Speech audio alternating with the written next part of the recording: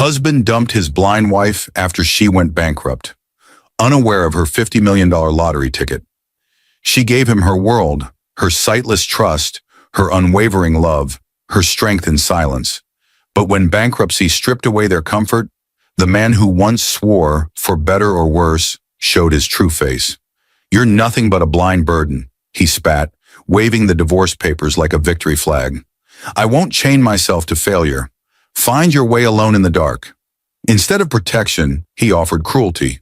Instead of compassion, he delivered humiliation. At her lowest hour, abandoned and heartbroken, he walked away with another woman, believing he had discarded a useless wife. But what he didn't know was that hidden in her trembling hands lay a lottery ticket worth $50 million, a silent fortune that would one day rewrite her destiny. Sometimes the ones you discard are the very ones destined to rise beyond your reach. Sometimes the shadow you mock becomes the fire that consumes your pride. This is a story of betrayal, heartbreak, and ultimate revenge. A story where cruelty meets justice, and a blind woman becomes the light her betrayer can never escape. At first glance, their marriage looked perfect. Friends called them the golden couple. Matthew Bennett, tall and ambitious, walked proudly into every gathering with Emily, his graceful wife, at his side. She was radiant, soft-spoken, and always smiling. To outsiders, he was a successful businessman, and she was his devoted partner. But behind closed doors, the truth was different.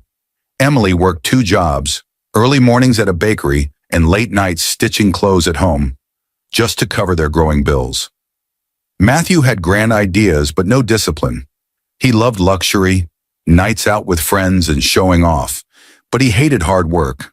When his ventures failed, it was Emily who quietly stepped in, handing over her small savings, pawning her jewelry, and taking extra shifts to keep them afloat. "You're my rock," Matthew would say, kissing her cheek, but deep down she knew those words carried weight she alone bore. He never asked how she felt about the exhaustion, the constant pressure, the loneliness of carrying everything on her shoulders. To Emily, love meant sacrifice. To Matthew, love meant convenience. One evening, Emily dragged herself home after 12 hours at the bakery. Her hands were raw from kneading dough, her eyes heavy from lack of sleep. She found Matthew sprawled on the couch, scrolling through his phone. The table was covered with unopened bills. "Matt, we need to talk," she said softly, setting down her bag. "The landlord gave us another notice. If we don't pay rent soon—" He cut her off, waving his hand. "Relax, Em. I'm meeting a guy tomorrow about a new business deal. Just trust me, okay?" Her heart sank. She had heard those words too many times.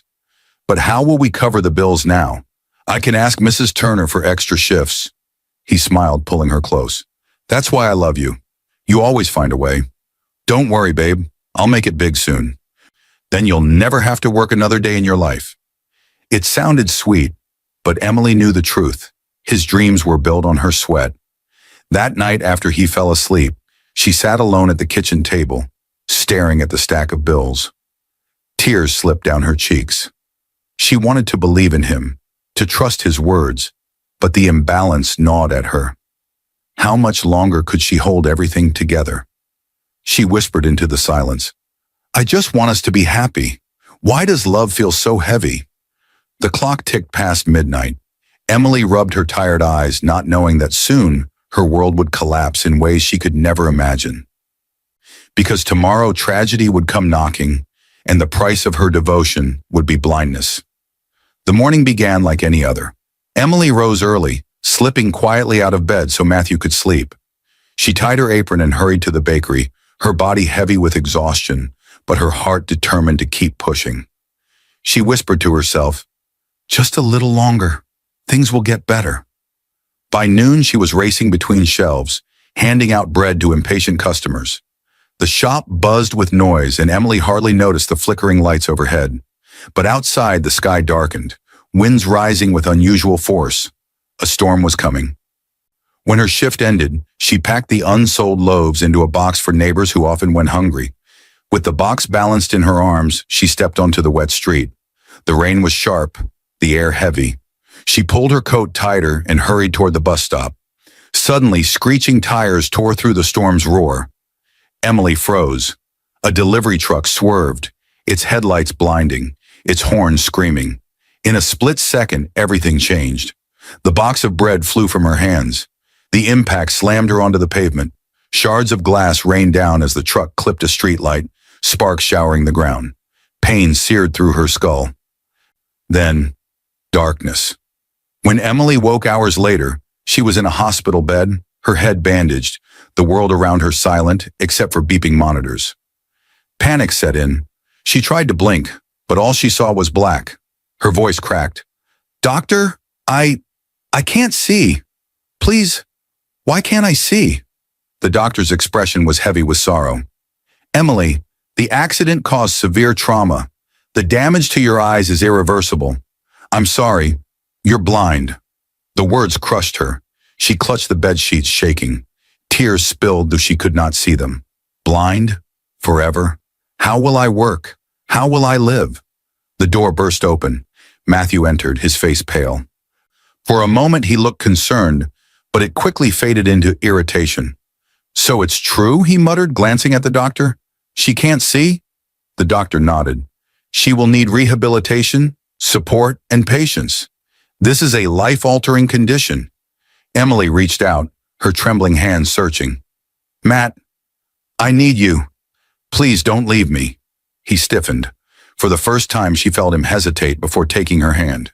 His silence cut deeper than the accident itself. The days that followed were a blur of fear and vulnerability. Nurses helped her eat, bathe, and walk, while Matthew came less and less. Bills piled up, and whispers filled the hospital hallways about unpaid balances. Friends who once smiled at her door were suddenly too busy.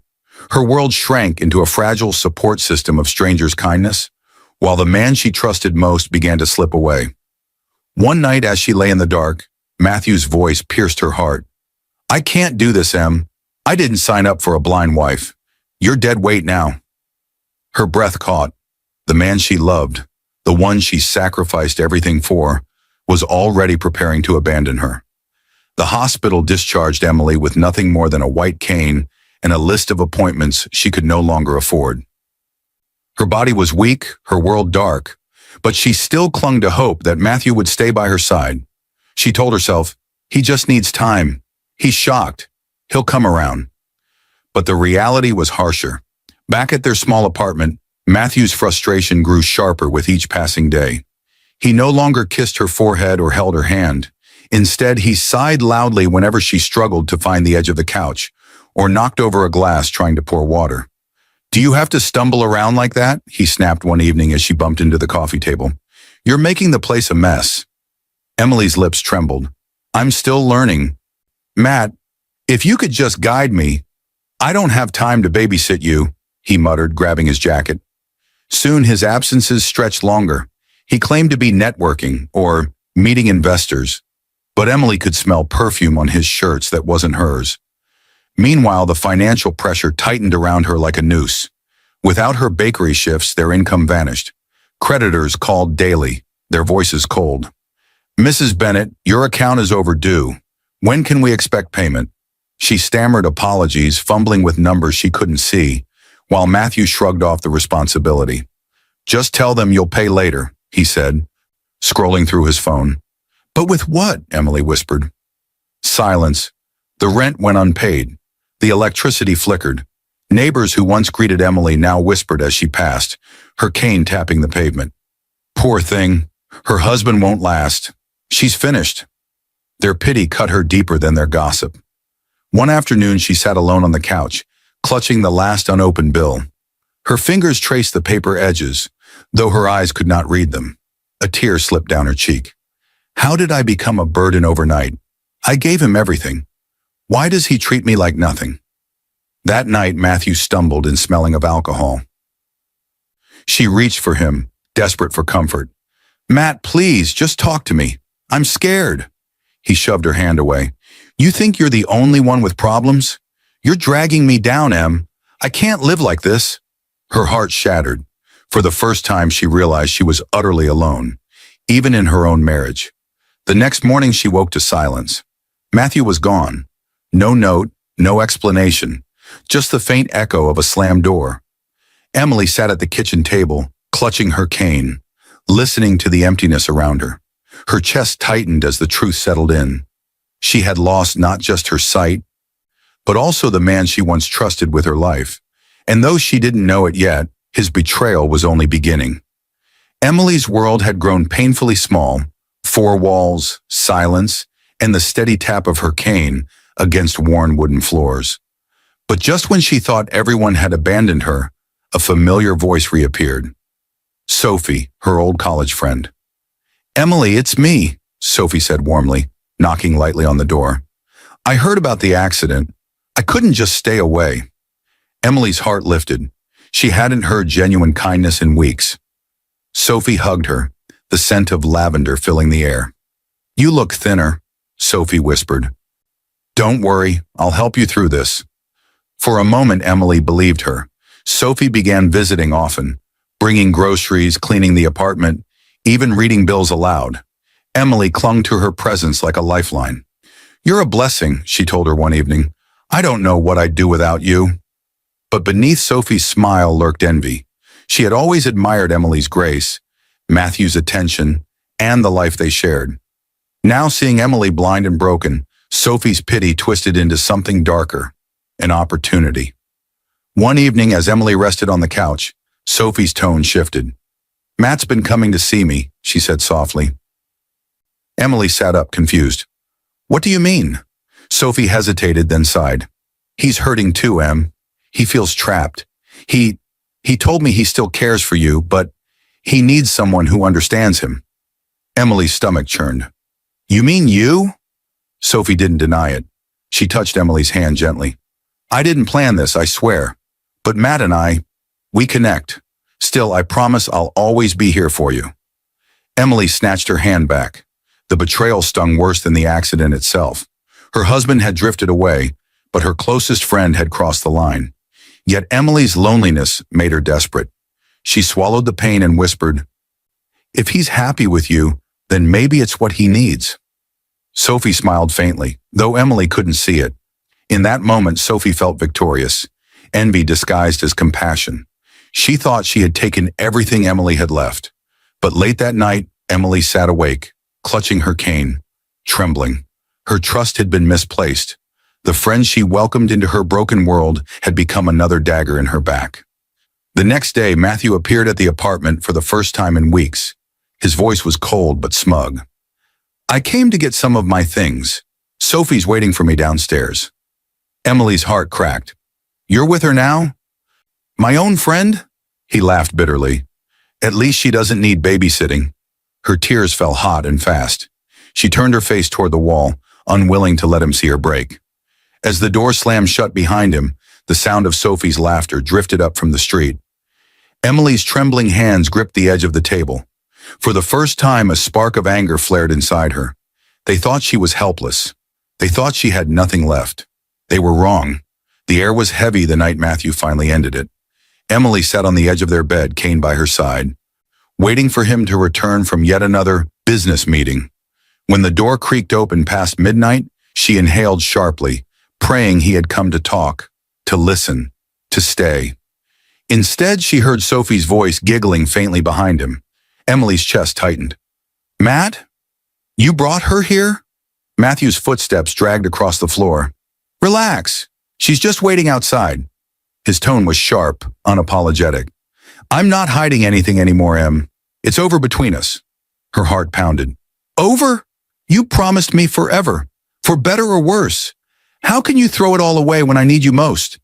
He tossed a stack of papers onto the bed. The crisp sound of legal documents sliced through the silence. "These are divorce papers. Sign them, and make it easy on both of us."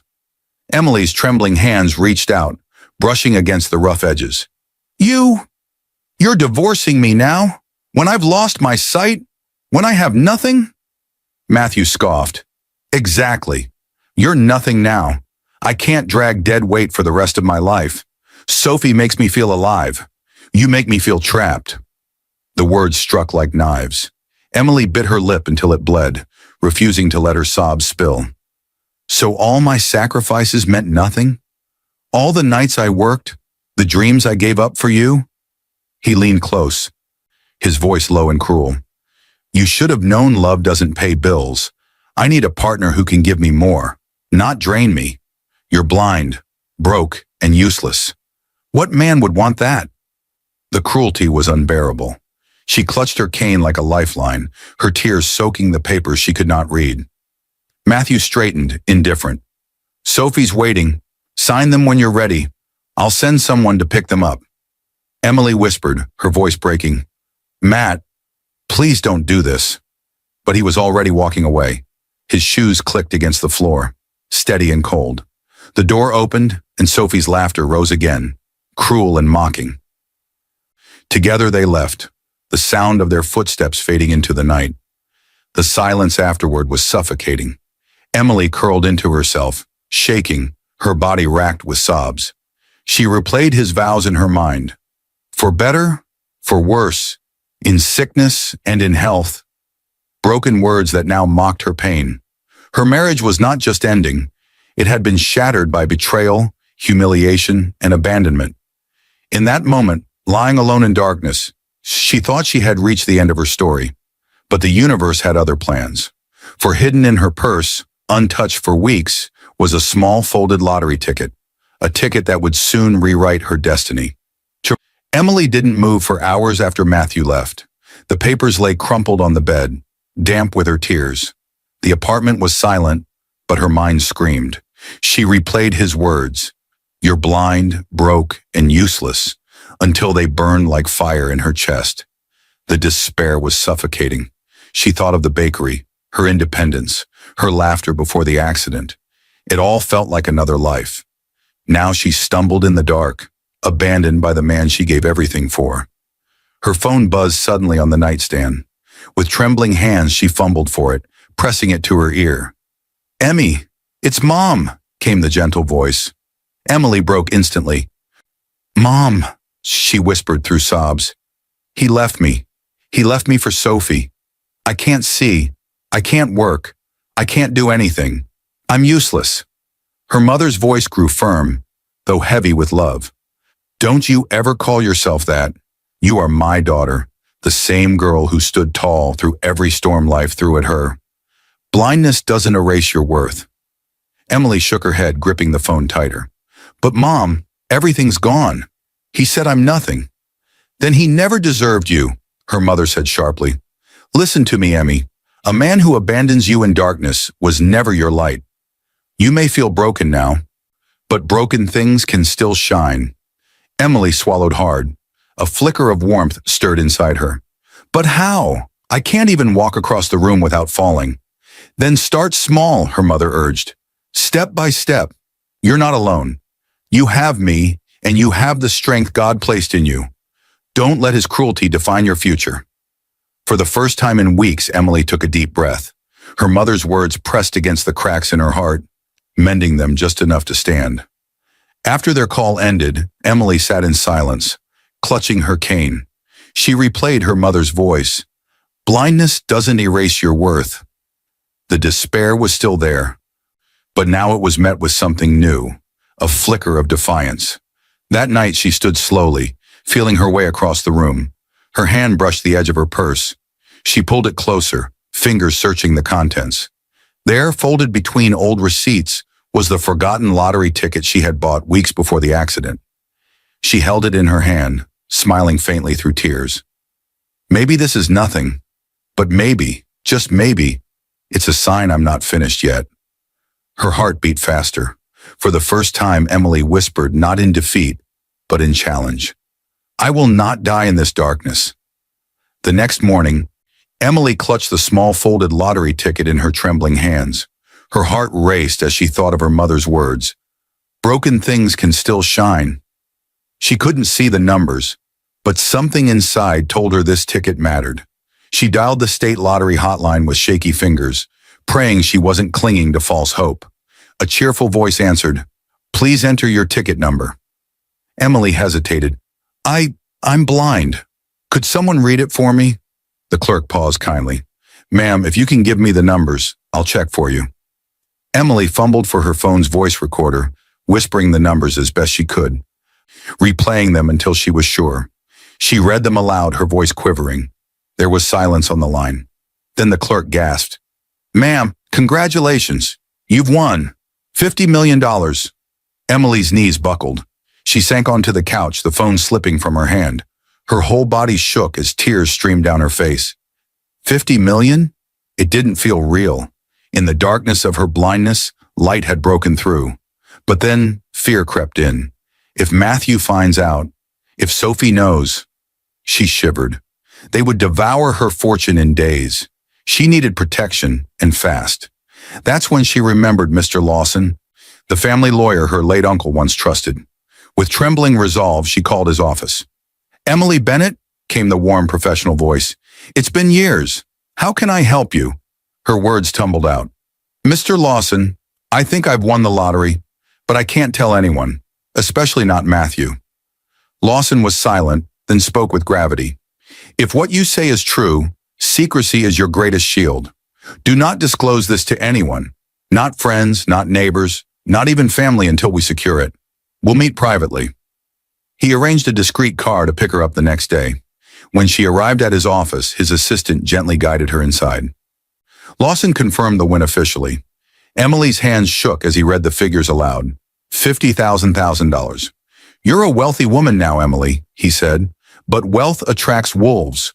We'll create a trust, layer protections, and ensure your identity is shielded. No one, especially your husband, must know." Emily exhaled, relief washing over her. For the first time since losing her sight, she felt a sense of power. A hidden blessing had changed everything.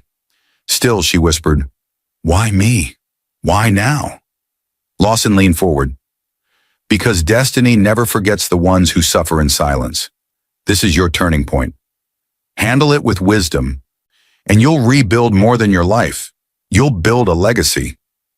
Emily nodded slowly. Beneath the fear, cautious hope flickered. She was no longer the abandoned, blind woman Matthew called useless. She was a woman carrying a secret fortune, a destiny too powerful to be crushed. And while Matthew laughed in Sophie's arms, Emily quietly prepared for a future he could never touch.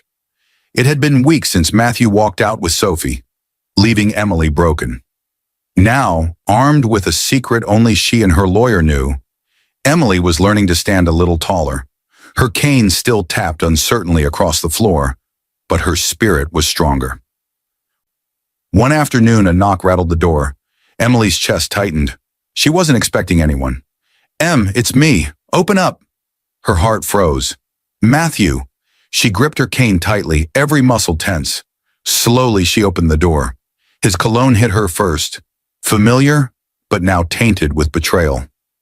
"Matt," she whispered. He stepped in quickly, his voice syrupy sweet. "I've missed you, babe. Sophie. Well, she wasn't what I thought. I realize now you're the only one who ever truly loved me." Emily's jaw clenched. "You left me when I needed you most. You called me useless." He sighed dramatically. "I didn't mean it. I was angry, scared. You know me. I say stupid things. But I can't live without you, Em." He touched her arm gently, trying to guide her toward the couch. She stiffened. "Don't." He chuckled lightly, masking frustration. "Come on, don't be like that. I've been under a lot of pressure. Business is tough. Bills, you know how it is.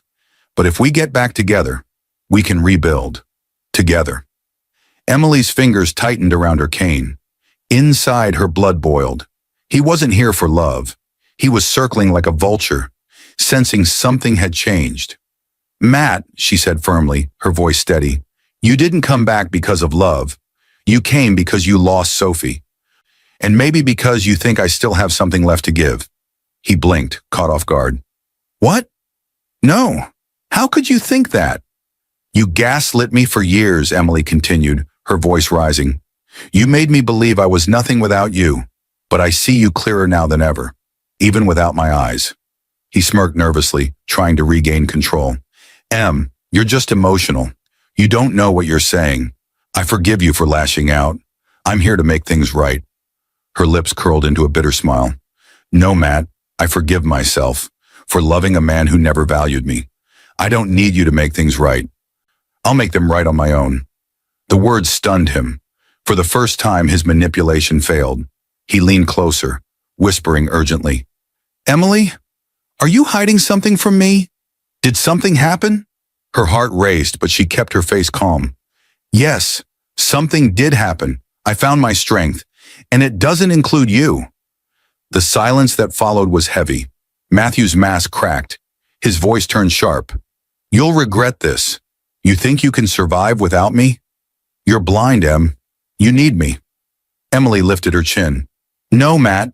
You need me. And that's what scares you most. His fist clenched.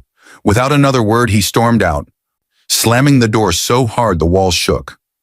Emily stood in the darkness, her cane steady in her hand. For the first time, she felt powerful. She had drawn a boundary and reclaimed her agency.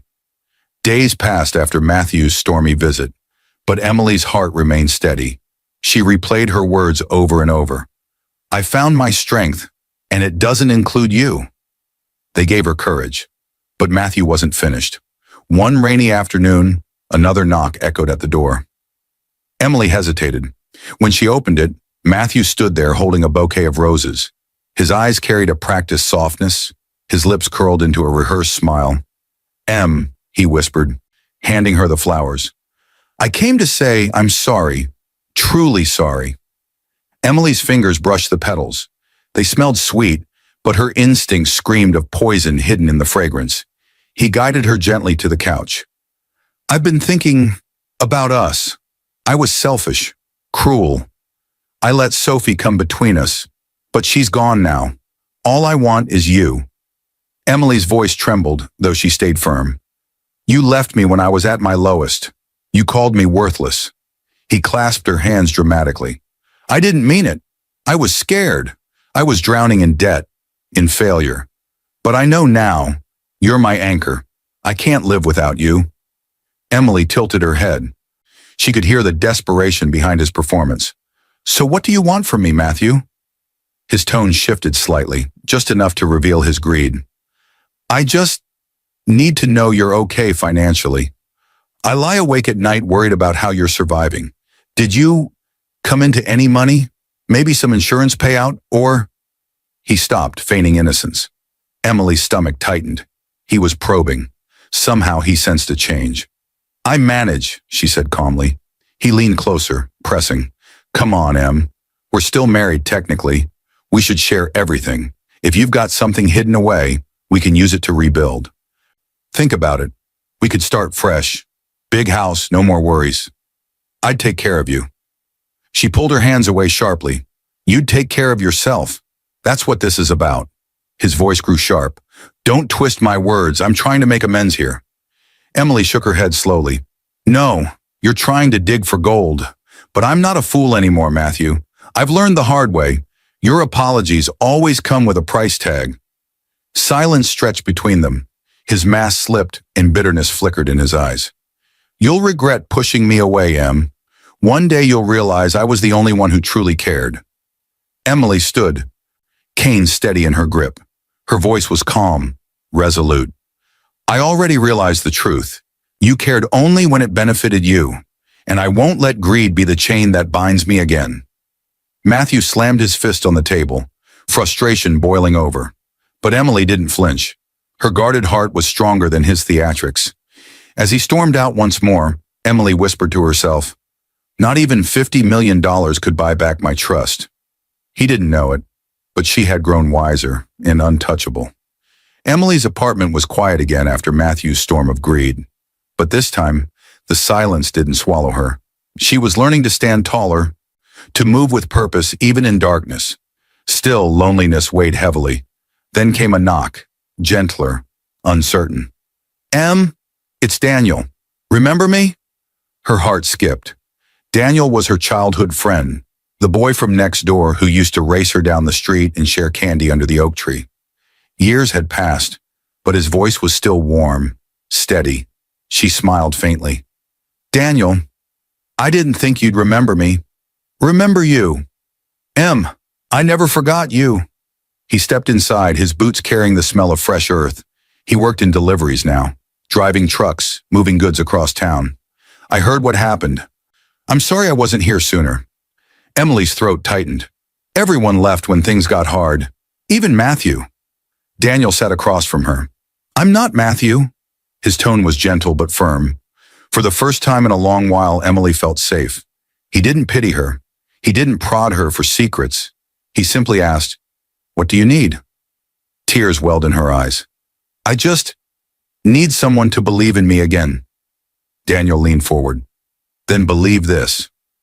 You are not broken. You're stronger than anyone I know. If you could carry Matthew's world on your shoulders, you can rebuild your own, and I'll help however I can." His words lit something inside her. For so long, she had been surrounded by betrayal and cruelty. Daniel's loyalty felt like water to parched soil. The very next week, he started showing up with small acts of kindness, groceries delivered without her asking, boxes arranged neatly so she could navigate easily. He even built her a simple labeling system, raised dots on containers so she could tell sugar from salt. "You don't have to do all this," Emily protested one day. He shrugged. "It's not about what I have to do. It's about what you deserve." Slowly, neighbors noticed the changes. Emily, once whispered about as a pitiful blind woman, now walked more confidently with her cane. Guided sometimes by Daniel's steady hand, her dignity, once trampled, began to bloom again. One neighbor murmured, "She looks stronger, happier." Another added, "That boy, he's helping her. Maybe she's not as helpless as we thought." Whispers shifted. Pity turned into respect. One evening, as Daniel packed up to leave, Emily touched his arm. "Thank you. You've done more for me than Matthew ever did. You remind me I still matter." Daniel smiled softly. "You always mattered, Em. You just needed someone to remind you." That night, lying in bed, Emily realized something profound. For the first time since her accident, she felt her dignity returning, not because of wealth, not because of revenge, but because someone saw her worth without conditions. And deep down, she knew this was just the seed. A community, a movement, even a legacy could grow from this spark of kindness. Morning light streamed faintly through the curtains, though Emily could no longer see it. What she felt instead was different, a shift inside her. With Daniel's steady encouragement and Mr. Lawson's careful guidance, the pieces of her shattered life were beginning to align. Emily decided she wouldn't live in silence anymore. She wanted purpose, something that gave her days meaning. It began with one small step. She set up a sewing machine on the kitchen table, the same one she had used before the accident. At first, her fingers shook as she felt the threads and fabric. But Daniel was there, labeling the spools with textured markers so she could tell each color by touch. "You've got this," he encouraged. "Close your eyes, trust your hands." She smiled faintly. "They're already closed." He laughed, and for the first time, she laughed too. That day, she finished stitching a simple scarf. It wasn't perfect, crooked seams and uneven folds, but it was hers. A win, however small. She held it to her chest, whispering, "I can still create." Momentum grew. With Lawson's help, she used part of her hidden fortune carefully, setting up a quiet foundation that Daniel fronted for her. Through it, she bought better equipment, hired a caregiver to assist with daily tasks, and slowly reopened her old craft line online. But this time, anonymously. Customers didn't know the woman behind the products was blind. They only saw the quality, the heart in the work. Soon, orders trickled in, then more. Each package Daniel delivered carried not just fabric, but a piece of Emily's resilience. The community began to notice. "Her work is back," a neighbor whispered. "Even better than before." Another added, "Blind or not, she's unstoppable." Every compliment restored Emily's confidence. One evening, Daniel leaned against the counter, watching her hands move gracefully over the sewing machine. "You don't even realize it, do you? You're building something bigger than yourself." Emily paused. "I just want to feel useful again." "You're more than useful," he said softly. "You're inspiring.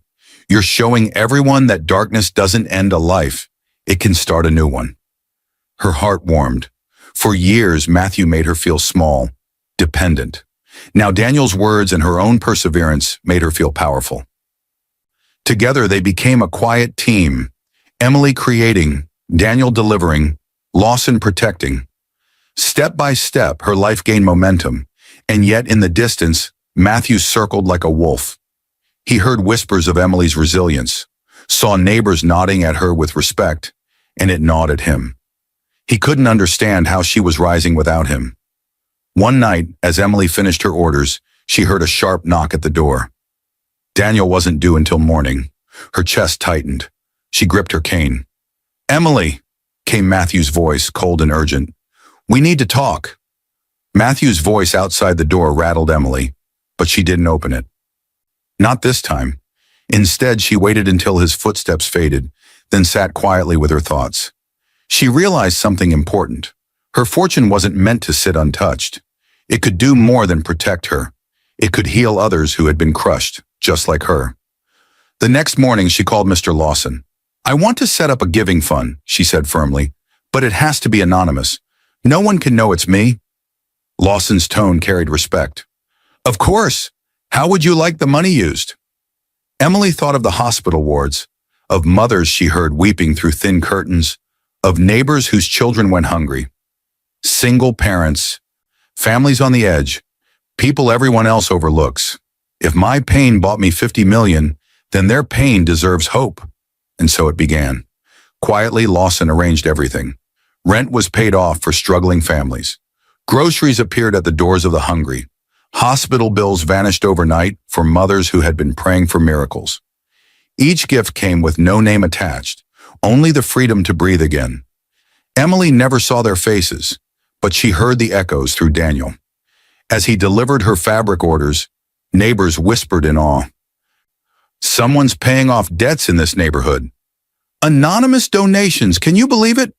Whoever it is, they're changing lives." Daniel returned one evening, his eyes shining. You won't believe this. Mrs. Carter, you remember her. Her son's surgery was paid in full. She cried in my arms, thanking God for whoever saved her boy." Emily's lips curved into a small smile. That's what money should do. Not destroy lives like Matthew wanted, but restore them. Her generosity healed others, but it also healed something in herself. Each act of giving stitched her brokenness back together. She no longer felt like a victim trapped in darkness. She was a steward of hope, and that gave her meaning.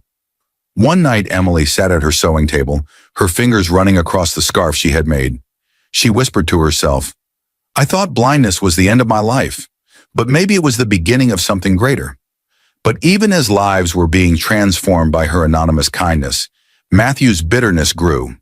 He saw the neighborhood buzzing, the air of gratitude, and he couldn't stand it. He began to wonder, who's behind all this money?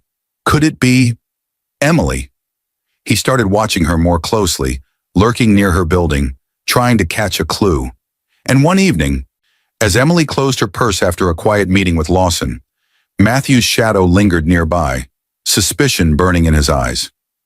Emily's anonymous giving was changing lives quietly, but Lawson soon suggested something more. "Emily," he said during one of their private meetings, "you've already restored countless families, but what if you built something lasting? A foundation that gives second chances, not just money, but dignity."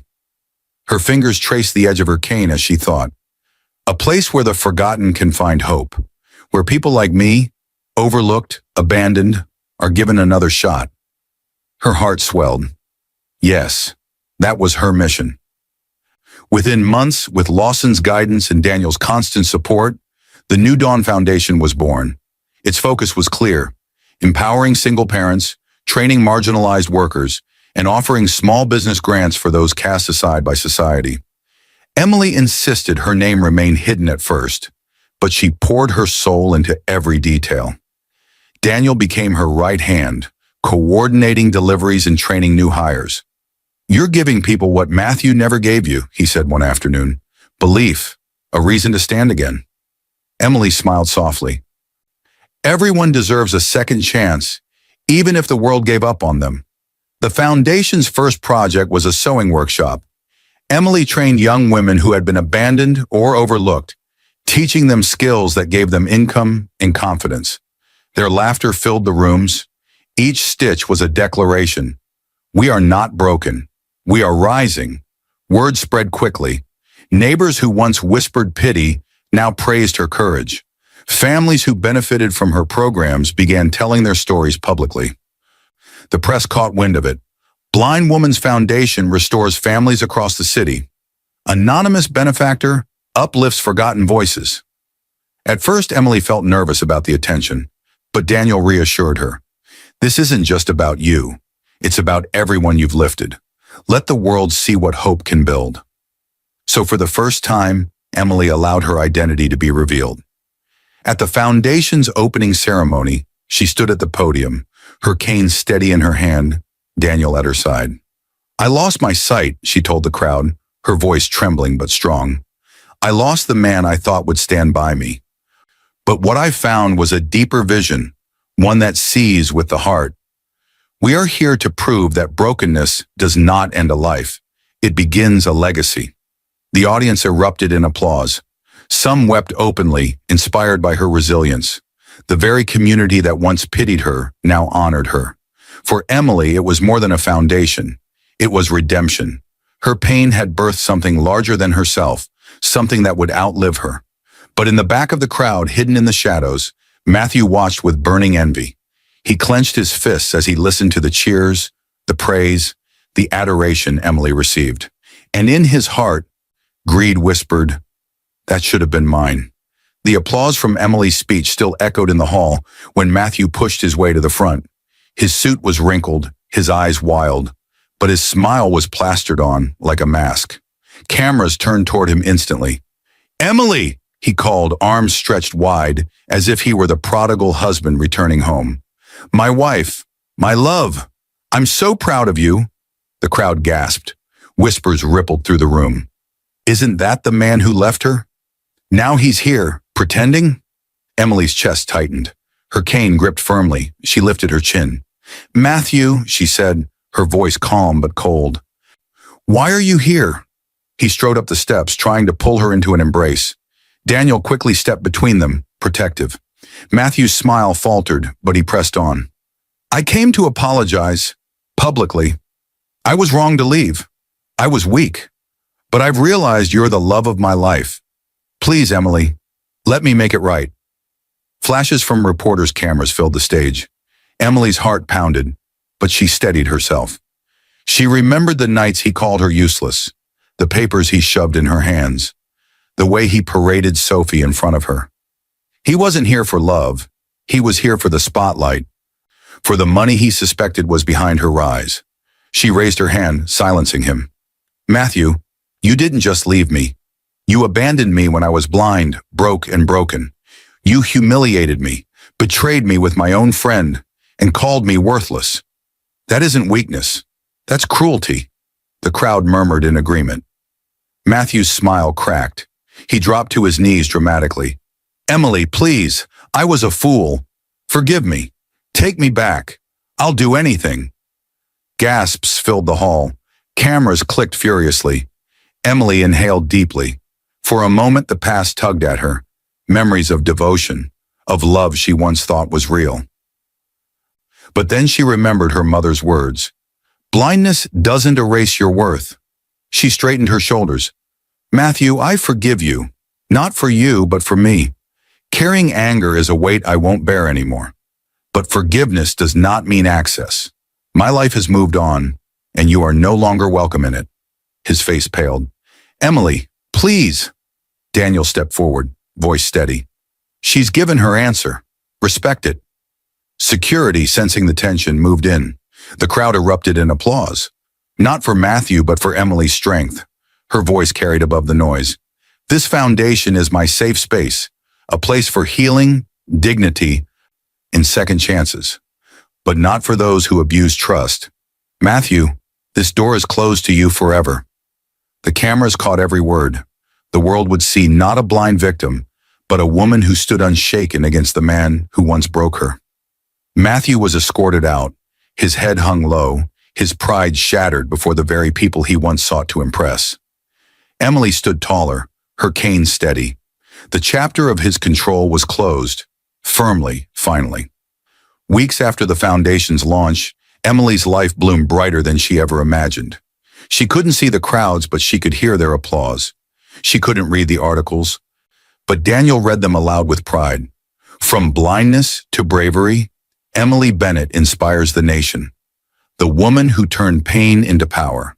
Her days were filled with purpose. She trained women in her sewing workshop, mentored single parents, and welcomed volunteers who longed to be part of her mission. Children laughed in the halls of her center, their joy a living testament that brokenness could indeed birth beauty. She had lost her sight, but gained a vision greater than she'd ever dreamed. One golden afternoon, as she left the foundation office with Daniel at her side, she heard hurried footsteps behind her. A familiar voice, desperate and cracked, called out, "Emily, please, wait!" Her heart recognized it instantly. Matthew. She stopped, cane steady, her posture unshaken. Daniel instinctively moved closer, but Emily raised her hand gently. "It's all right." Matthew stumbled forward, his once proud frame now gaunt, his suit worn and wrinkled. He fell to his knees on the pavement, ignoring the stares of passers-by. I've lost everything," he sobbed. "Sophie left me when the money ran out. My business partners abandoned me. I'm drowning in debt. You're all I have left. Please take me back. I'll change, I swear it." Emily's chest tightened, not from longing, but from the final weight of closure. She remembered every night she cried alone, every cruel word he spoke, every door he slammed in her face, and now here he was, kneeling before her, the world watching. She drew a slow breath. "Matthew, I once begged you to stay. I once believed my worth was tied to your love, but now I see clearer than ever." He clutched her hands desperately. "Please, Em, I can't survive without you." She gently pulled her hands free. "No, Matthew, you can't survive without what I've built. And that's not love, it's greed." His tears fell freely. "So that's it? You're going to abandon me the way I abandoned you?" Emily's voice softened, firm but full of grace. "I won't abandon you, Matthew. I forgive you. But forgiveness is not a welcome mat. My life has moved on. My family is here. Daniel, my team, the people we serve. This is where I belong. Not with you." The crowd around them murmured with awe. A woman who had once been cast aside now stood unshaken, her dignity unbroken. Matthew's shoulders slumped. He realized the truth. He had lost her forever. Not because of blindness, not because of wealth, but because she had found her strength. Emily turned, Daniel guiding her forward. The sunlight warmed her face and she smiled. She couldn't see the path ahead, but she felt it. Bright, vast, and filled with hope. Her story wasn't about revenge anymore. It was about transformation. Pain had birthed purpose. Betrayal had built a legacy. And as Matthew's sobs faded behind her, Emily whispered to herself, "Sometimes the shadow you mock becomes the light you can never escape." The end.